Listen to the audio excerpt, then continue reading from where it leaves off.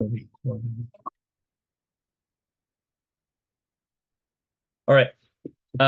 So let's just do a recap real quick of what we just talked just a minute ago. So the two most important equation I think that is given to you is the initial outlay and the net cash flow. Net cash flow could also be referring to as free cash flow or just cash flow. Uh, so first let's talk about initial outlay. Like I told you, they're gonna be initial costs, total cost, gonna be something about networking capital. Usually it's gonna be an increase in networking capital. That case then is a plus networking capital. Then it's gonna be a subtract of all asset salvage. And like I said, anything that have the word selling of all asset, that is what it's referring to. Then lastly, it's have a part that say tax effects. However, the tax effects equation is not given to you. And you have to know that to find the tax effects. It's going to be equal to cost cost of asset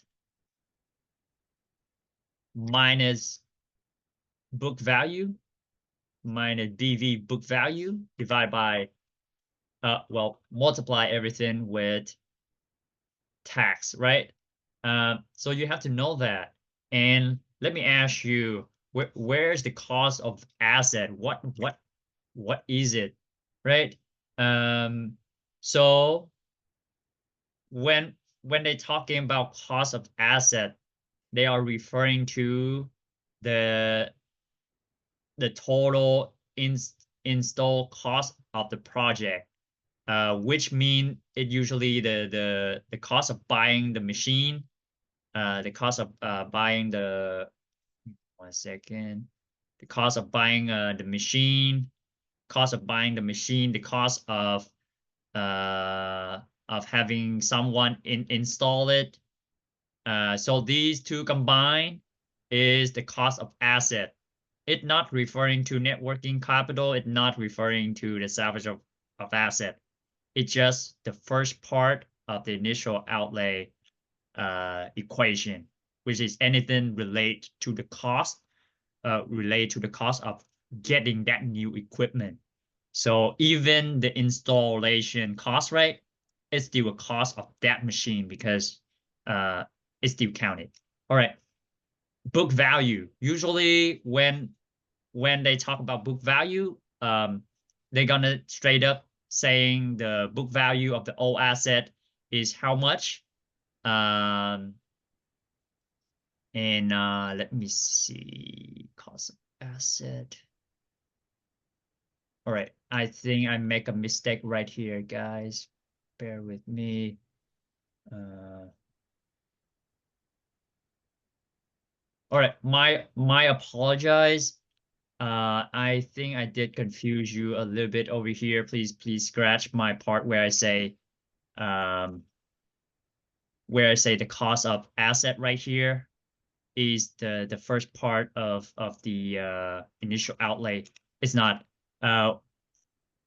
Yeah, I shouldn't use the cost of asset. What I should use is the cost is the salvage of all asset value. My apologize. So salvage of all asset, which is this value right here. And the intuition is that when you're selling the old asset, you make a gain. Then you have to pay the government the tax on that gain, right? So when we have the tax effect, it's going to be the salvage value, the salvage of old value minus the book value. The book value, if it give you, it's going to straight up say the book value of all asset is how much? Uh, And if it doesn't give you, it just means that it's 0. So what you did is, let's say that the book value is 0, then it's just going to be the salvage value of all asset multiply with the tax. All right, so my apologize when I say is the cost of asset, it's not. So I'm gonna go ahead and fix this one. This one should be the salvage value of all asset. This one right here. All right, so one thing to keep in mind, the book value, if it relate to the when we find the initial outlay, the book value have to say all book value. If it doesn't say, then it's referring to the tax effect down here. So you see that both places have tax effects, right? Tax effects, tax effects. This one is finding the terminal cash flow. The tax effect is still the same. It's going to be salvage value minus book value multiplied with tax, right? However, different is that this one is just saying salvage. This one up here is saying salvage of all asset. This one is going to say book value. This one going to say book value of all asset. So watch out for that. All right. So that is initial. Looking back again, that is initial outlay.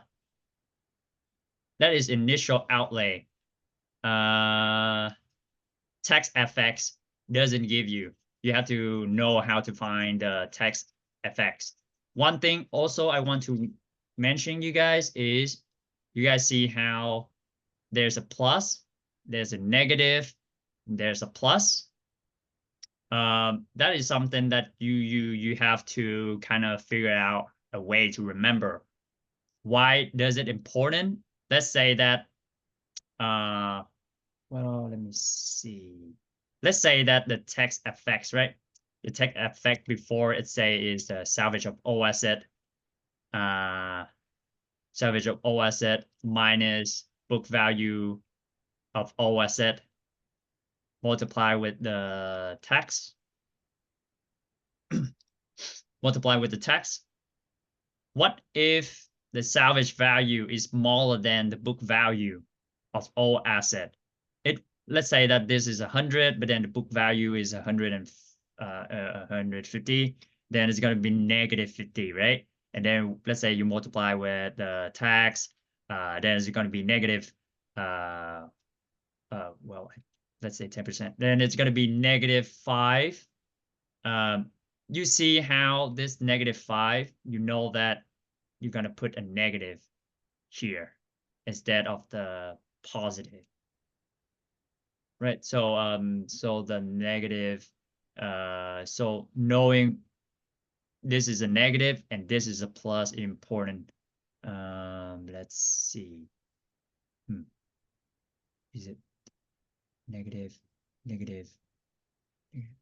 Okay, that's just for now. I think that should be all asset. Yep, that should be good for now. So watch out for the negative and the plus, because on the terminal cash flow formula, I have it right here for you guys. It says salvage value minus tax effect plus net working capital. You see how this one is a plus salvage value, but up here, it's a negative salvage value, right? And you see how down here is say a negative tax effect, but up here say positive tax effects. Something to watch out. The net working capital is both positive for the terminal and net working capital. Yes. Another thing to talk about is the tax shield. When do you have tax shield, and when do you have the tax liability? So whenever you have a tax shield, this tax effect right here is a negative value. So before, like I tell you guys, 100 is the salvage of all asset minus book value of 150 and multiply, let's say 40% tax. So that is a negative, right? Negative 50. So that is a tax shield of 50. If it's happened to be a positive, so let's say 100 minus 50, multiply with 40% tax, then that is 50 liability. That is liability. This one is a tax shield. If you want to go in depth, why is it a tax shield? You could give me a message and I'll explain in further detail. But in short, if you see that when minus the book value and it results in a negative number, that is the tax shield. All right. All right. The next formula important is free cash flow right here. All right.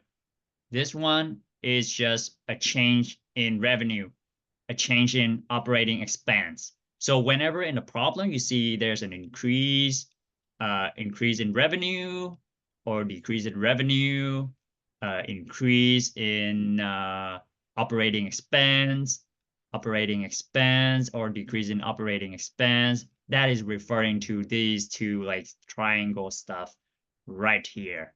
And like I said, the negative the negative sign is matter. Why is it? Because if the problem say that, let's say there is a decrease in operating expense, right? If it's a decrease in an operating expense, that means you have to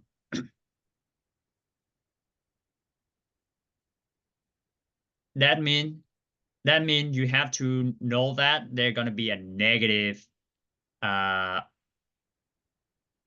operating expense in there. So it's going to be, when you multiply together, it's going to be change in revenue plus change in operating expense. However, if the expense is increasing, then you just keep the formula negative change in operating expense. So something to watch out, because if, like I said, if the problem say that the expense is decreasing, which means you are better performing, right? So it makes sense that there's going to be a negative. So this is a plus because you operating more efficient. So you're not so you're gonna make a gain out of your operating expense. However, yeah, if you still trouble with it, ask me later on. All right. When you look at this formula, once again, they're gonna give you these two. They're gonna give you revenue. They're gonna give you operating expense. However, the tax, they give you tax. You know it from the previous problem. When you find tax FX, there's gonna be like salvage value minus book value, and then multiply with tax. So you know tax. However, doesn't give you the depreciation, right? So before tax effect doesn't give you, right here in the net cash flow equation, the depreciation is not given to you. Then you have to find it. How do you find it? There's two ways to find it, and depend on the question which the question asks, you're gonna use each one of them. So right here is a straight line depreciation, and right here is a simplified straight line depreciation. So the keyword is simplify.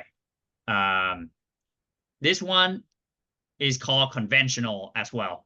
Yes. However, whenever simplify, that is the keyword I'm looking for. All right. So when it's say just the conventional, just the regular straight line depreciation, is going to be the cost of asset minus the salvage value. All right. Before the cost of asset, I'm confusing you guys up here, so I apologize on that point.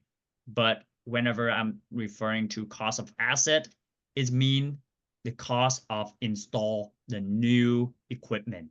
Not, you don't have to add the networking capital. You don't have to add the salvage value.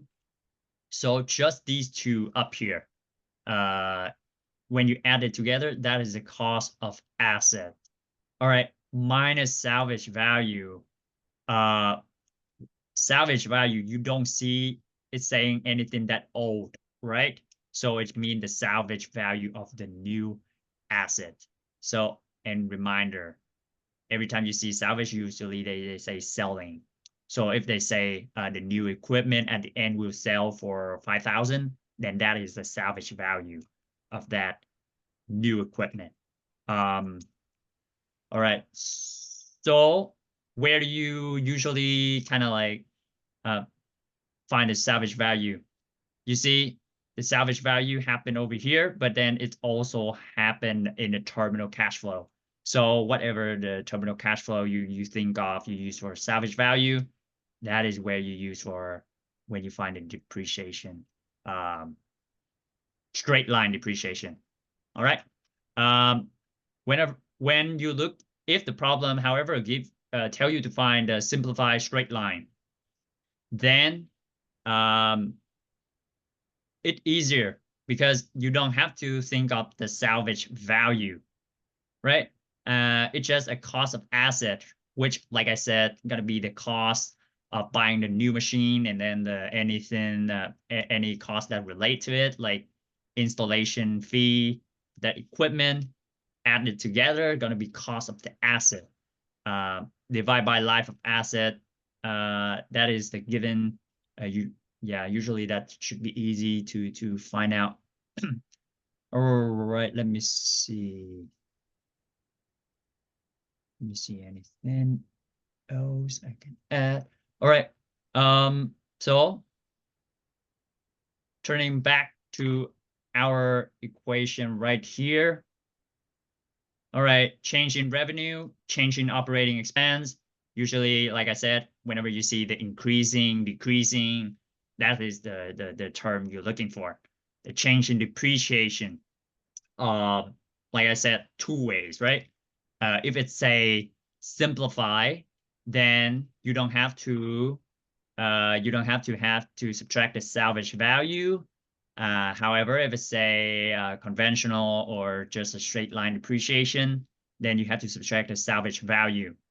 Also, not every problem has salvage value. So even if you don't see anything that's talking about salvage value, anything that's talking about the selling of new equipment, then that is zero. That is equal to zero. So don't be panicked if you don't identifying it. It probably just not have in that type of problem. So if it's zero, then at the terminal cash flow, the salvage value also be zero. So something that only happen in terminal cash flow is probably just the net working capital right here, because the tax effects, like I said before, it's going to be salvage value minus book value multiplied with tax. Well, in this case, if, however, they give you the book value, then probably you're going to have a negative because this salvage value, like I assume in this type of problem I made up, is salvage value equal to zero. In this case, if the book value they give is some value, it's probably, let's say it's 100 for the book value, then it's probably a negative 100, then probably there's going to be a tax effect. However, you see a negative 100, right? Like I said before, watch out for the sign. If there's a negative and the negative, that's going to be a positive, right? So it's going to be a positive. Let's say I haven't calculated tax in yet, but let's just assume it's 100. So it's going to be plus 100 plus the net working capital. However, if you don't see the net working capital, that's probably just zero. So don't be panicked. All right.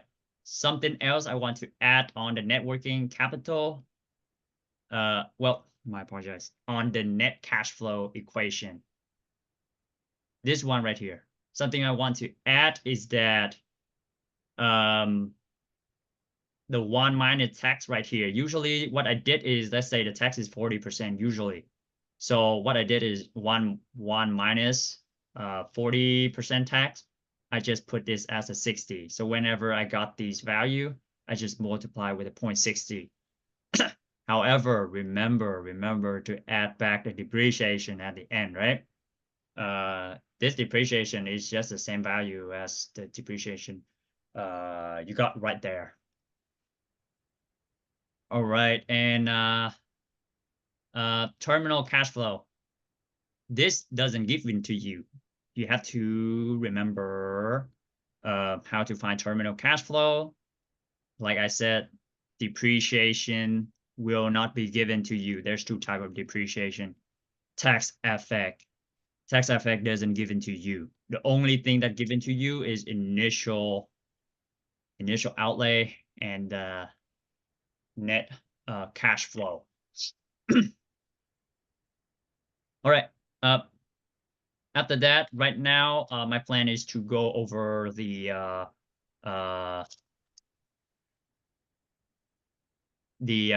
practice assignment for exam 3, and yeah, let's see how much we can cover.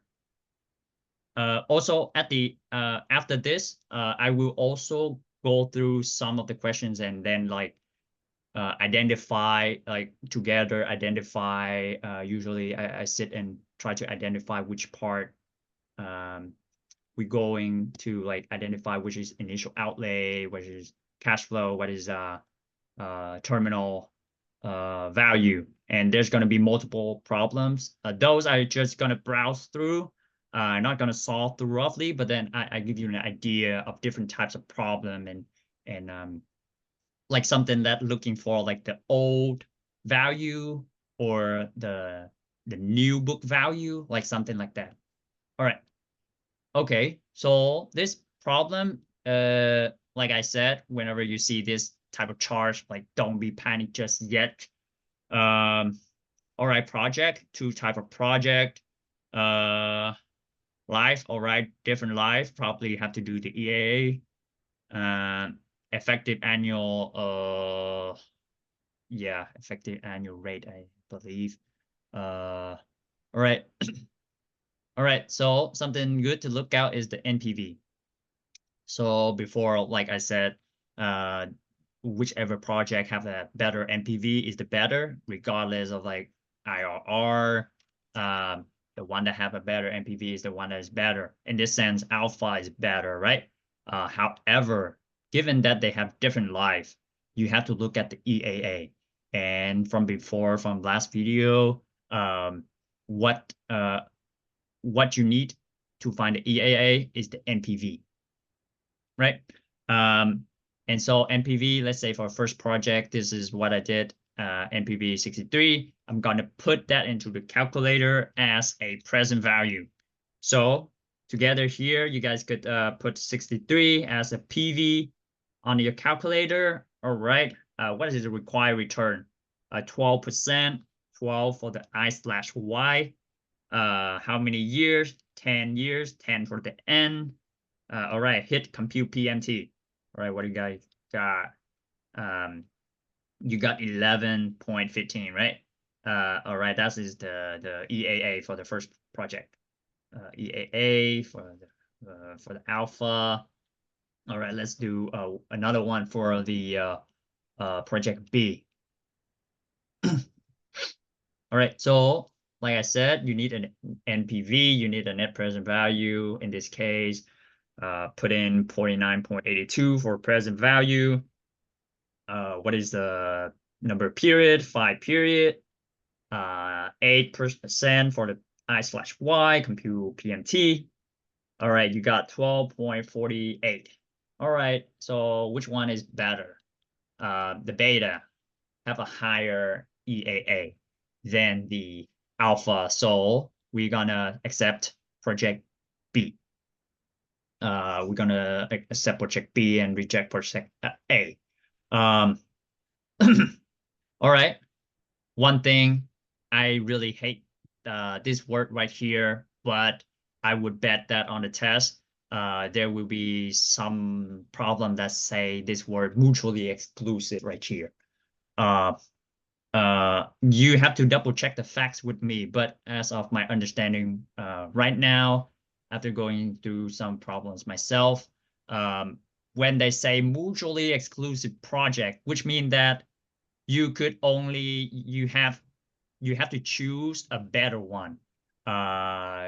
You cannot like choose whatever that is positive. So in this, let's say if it was to say none mutually exclusive, right? When it say non-mutually, it means that whichever project that have a positive NPV return, you accept all of it. Like even if have like project C, D, E, and the NPV is greater than zero, greater than zero, greater than zero, greater than zero. So you're gonna accept all of them. Uh, that is when it say non-mutually exclusive. However, when they say mutually exclusive, it just mean that you have to choose the one that is better. Yes. Sometimes I would say that even if the problem would make it harder when it's say repeated, like the project could be repeated and the project could be like non-repeated, something like that. But in the end, when it say repeated, it just means that you just have to choose the project that is the best.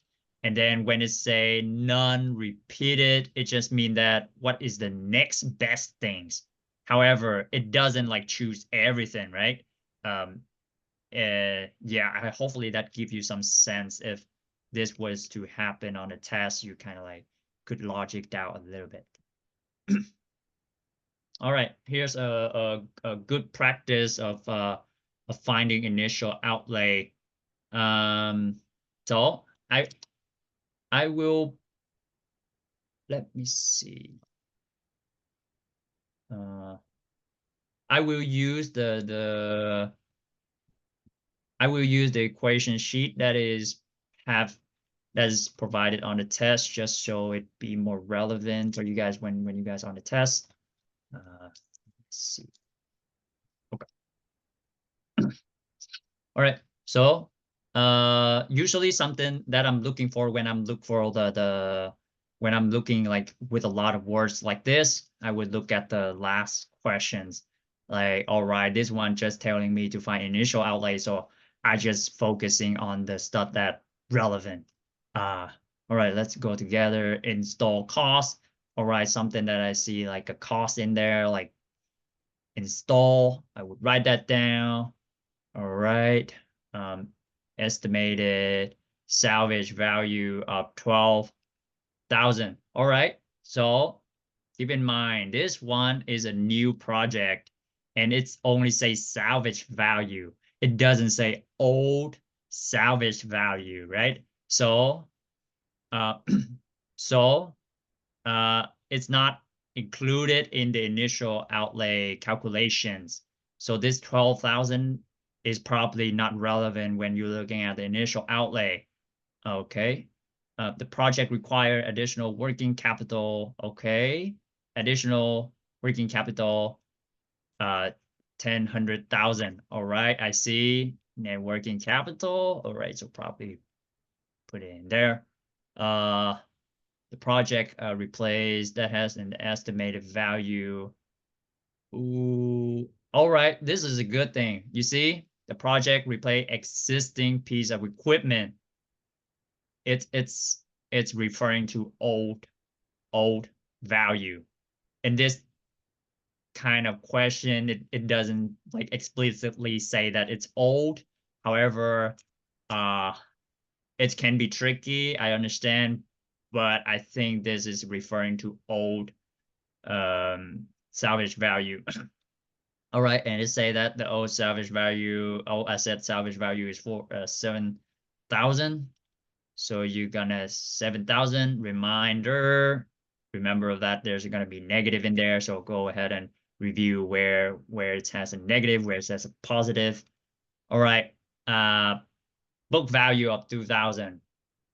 All right. So next to this 7,000. So it's probably talking about the book value of all asset as well. So when I'm finding the tax effects, right? At the end right here, you have to find the tax effects. So you can add the tax effects. And like I said, the tax effect going to be salvage value minus all book asset. Multiply with the tax, 0.16, and let's see what we got.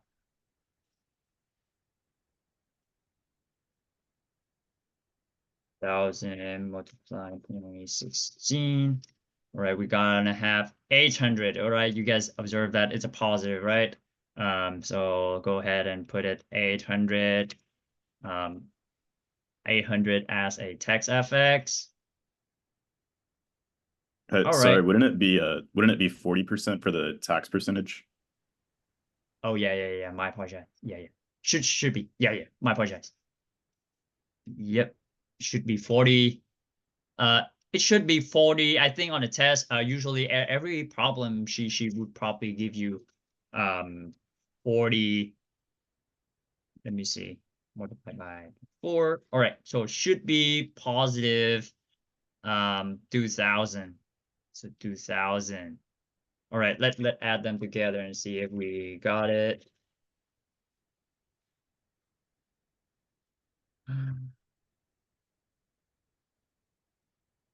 All right, yes, and that is the answers. All right, I know it's could be confusing, but later on I will have more example where I just like pinpoint some of thing that, let's say this problem right here, we kind of go through like my logic why I'm think this is the old asset and why I think this is salvage of old asset and this is the book value of old asset.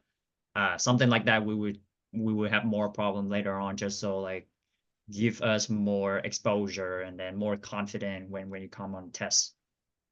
All right, on to this one. This one we already discussed before. At the very beginning where we try to solve for NPV, IRR, PIPB, and EAA, but then let's see if anything that could be difficult. All right, so that is going to be negative 200 at the beginning, right? And then after that, they're going to be a cash flow of 25 for 15 years. And at the end of the project, you see that there's a 3 million at the end, right? So something to watch out when you're putting the $25 as a payment. How many period are you gonna input into your calculator? 14, right? Why is it? Because on the 15 year, on the year 15, they're gonna be a 25 plus the last terminal cash flow, right? So that is the only thing I think you guys need to watch out for. And yeah, something to watch out is, like I said, if the NPV is less than 0, rejected it. When the IRR is lower than the expected return, rejecting it. When the PI is lower than 1, rejecting it. Other than that, let's move on to next one. Okay, this one is the hardest possible type questions. I would say that this will be there's going to be more of this problem on the test. However, shouldn't be too difficult. Should be able to do sums too. All right. So why do I say that it's difficult? It's not only difficult that you have to find 3 P's, right? The first P is the initial outlay. The second piece is the cash flow. And the last piece is a terminal cash flow thing. And then after you have these three, you have to compute NPV, IRR, PI, PB. However, let's say that if you're confident that you got these, then it shouldn't be too difficult to find the NPV, right? You're just gonna input in a calculator like how we just did before. IRR also fairly easy because it's kind of like the same process style. PI, remember, formula for PI is NPV plus initial outlay divided by initial outlay, and PB right here. Let's see. Yeah, PB is initial outlay divided by annual cash flow, right? So you're just gonna apply the equations. Shouldn't be too difficult, and even if it asks for you to find the EAA, shouldn't be that difficult, right? Because like I said before, you're gonna have to have net present value and then put it as a present value on your calculator to calculate, and then putting the year in, the expected return in, and then hit compute for payment or PMT, right? That's the EAA. So shouldn't be too difficult. So let's try to solve this. Try to solve this out together here. All right. Keyword here: conventional straight line depreciation. You see, conventional, it's not talking about simplify. Conventional, so it means that depreciation has to be cost of asset, which referring to what? With referring to like any cost that relate to the new equipment. Right? So shipping cost of the new equipment, installation of new equipment, and the cost of it, and the cost of the equipment itself.